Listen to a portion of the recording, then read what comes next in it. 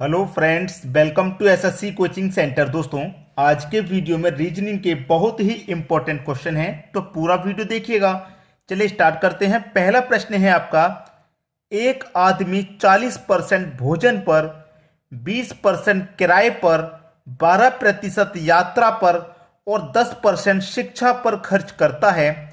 इन सभी व्यय के बाद वह 7,200 रुपये बचाता है। तो यात्रा पर व्यय राशि ज्ञात करें। यात्रा पर उसने कितना खर्चा किया वो आपको बताना। देखिए, अगर मैं आय की बात करूं, आय यानी कि इनकम, आय मतलब इनकम, वो जो भी कमाता होगा वो अपने आप में क्या होगा, 100% होगा। वो चाहे 10,000 कमाता हो, 20,000, 18,000, जो भी कमाता हो, वो आय अपने आप में क्या होगी, 100%। ठीक है, 100% कमाता है, उसमें से 40% वो भोजन पे खर्च कर रहा है। भाई क्लियर, 40% भोजन पे खर्च कर रहा है, साफ साफ कहा गया है।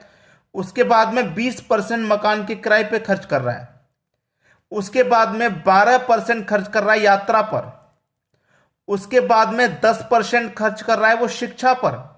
तो टोटल उसने कितना खर्चा कर दिया, 100% उसने कमाया, खर्चा कितना कर दिया, 40 और 20 60, 60 में 10 जोड़ो 70 और 70 में 12 जोड़ो तो 82, यानी कि टोटल उसने खर्चा किया है 82%। 100% में कमाया, 82% खर्चा कर दिया, तो उसने बचत कितने की, परसेंट में बचत, 82% खर्च कर दिया ना, तो उसने परसेंट में बचत की 18% की, 18% की भाई उसने बचत की।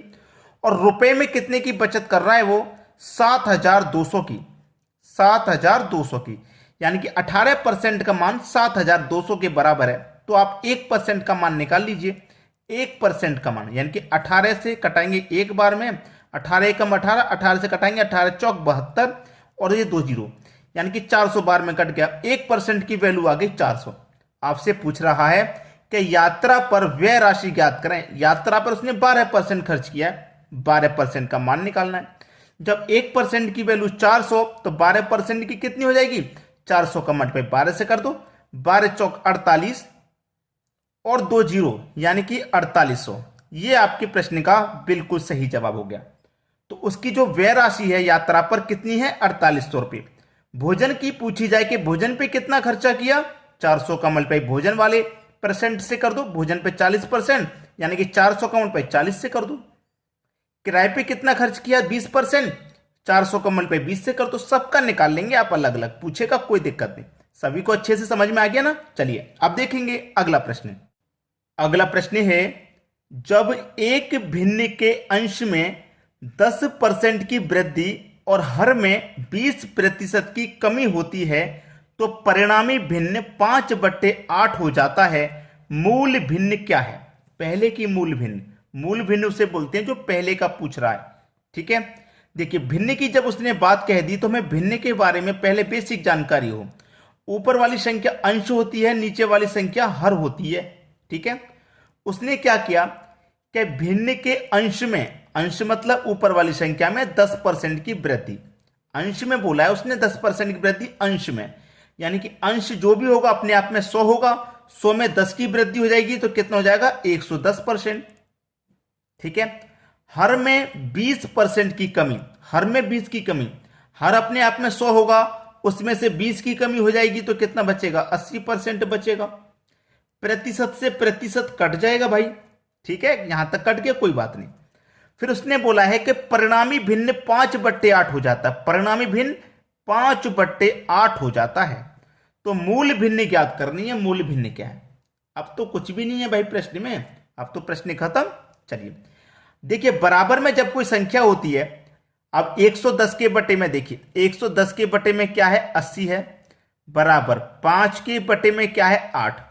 अब देखिए इस संख्या को मैं बराबर के इधर ले जाऊंगा, बराबर के इधर जब इस संख्या को ले जाऊंगा तो 5/8 हमारी है, बराबर के इधर ले जाऊंगा संख्या को तो मल्टीप्लाई में जाएगी और पलट जाएगी, यानी कि 80 ऊपर हो जाएगा और 110 नीचे आ जाएगा। इतना अंतर आता है बस। ठीक है, चलिए 8 से 80 को कटा दूंगा मैं, ये 10 बार में कट जाएगा। ठीक है, और 0 से 0 कट गया भाई, 0 से 0, ऊपर क्या बचा, 5, 5 का मल्टीप्लाई 1 से करेंगे तो 5 ही बचा, बटे में क्या बचा, 11। 5/11 आपके प्रश्न का बिल्कुल सही जवाब।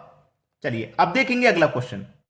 अगला प्रश्न है, जब एक आयत की लंबाई में 20% की वृद्धि होती है, आयत की लंबाई में, आयत की देखिए जो भी लंबाई होगी अपने आप में क्या होगी 100%, ठीक है, और उस लंबाई में 20% की वो वृद्धि की बात कर रहा है, तो 20% की वृद्धि का मतलब कितनी हो जाएगी 120%। भाई लंबाई 100 होगी अपने आप में, 20 की वृद्धि होने के बाद 120% हो जाएगी, ठीक है। और चौड़ाई में 10% की कमी होती है। देखिए जो भी चौड़ाई होगी अपने आप में 100% होगी, लेकिन उसमें 10% की कमी हो रही है, तो चौड़ाई में अगर 10% की कमी करेंगे तो वो 90% हो जाएगी, ठीक है।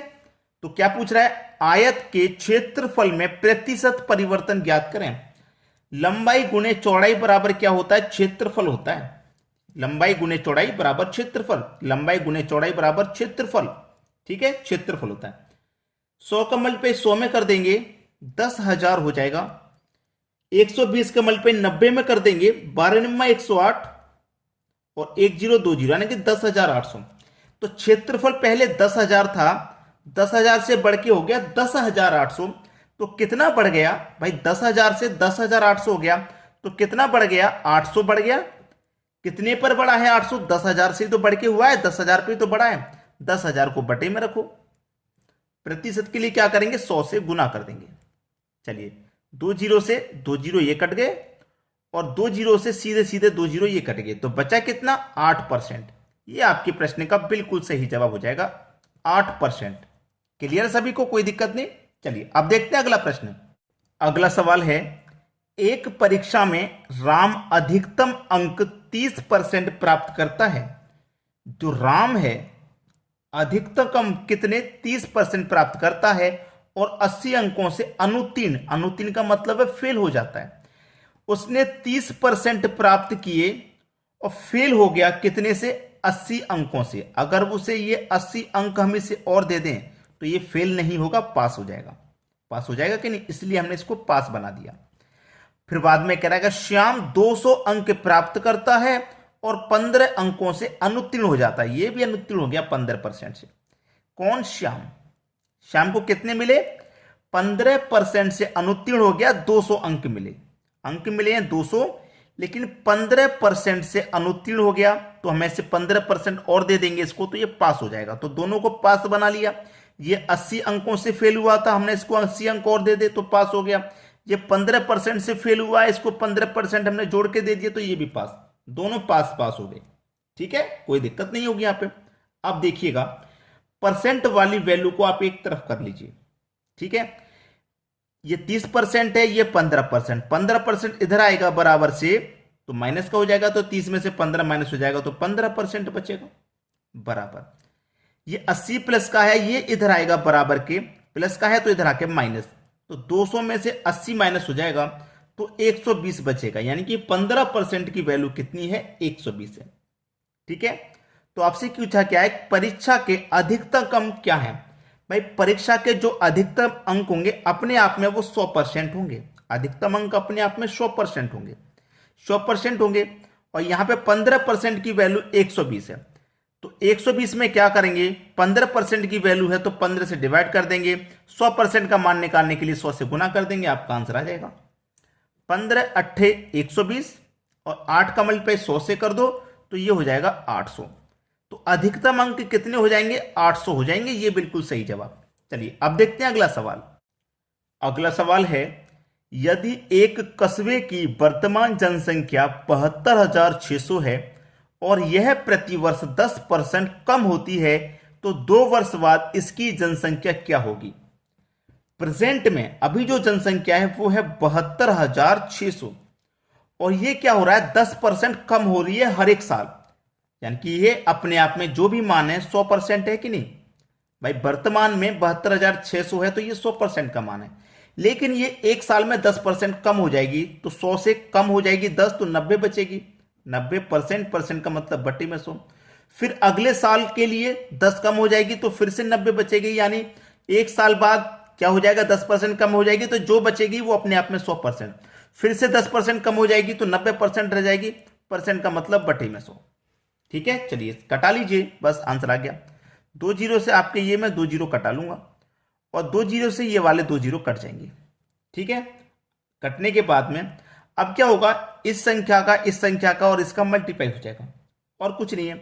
पहले 9 का मल्टीप्लाई कर लो इससे, 9 छिक्के 54 का 4, कैरी का 5, 9 दूनी का 18 में 5 जोड़ देंगे 23, 23 का 3, कैरी का 2, 9 सत्ते 63, 63 में 2 जोड़ देंगे तो 65।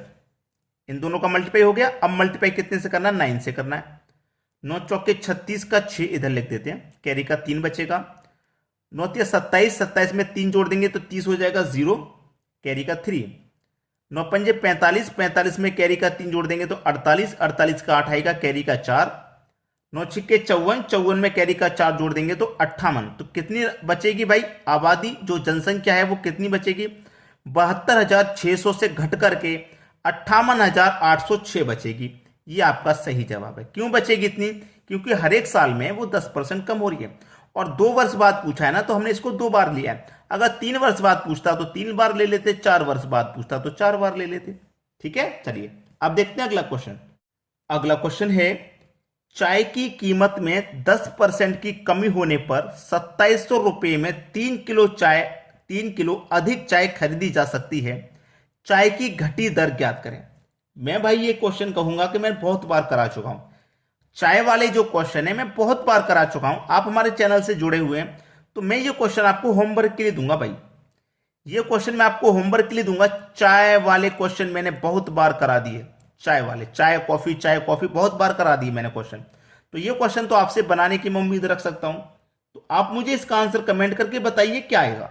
ठीक है, ज्यादा से ज्यादा अगर आप अच्छे स्टूडेंट है तो मुझे 10-20 सेकंड में करके इसका आंसर दे दोगे, कोई ज्यादा मुश्किल नहीं है।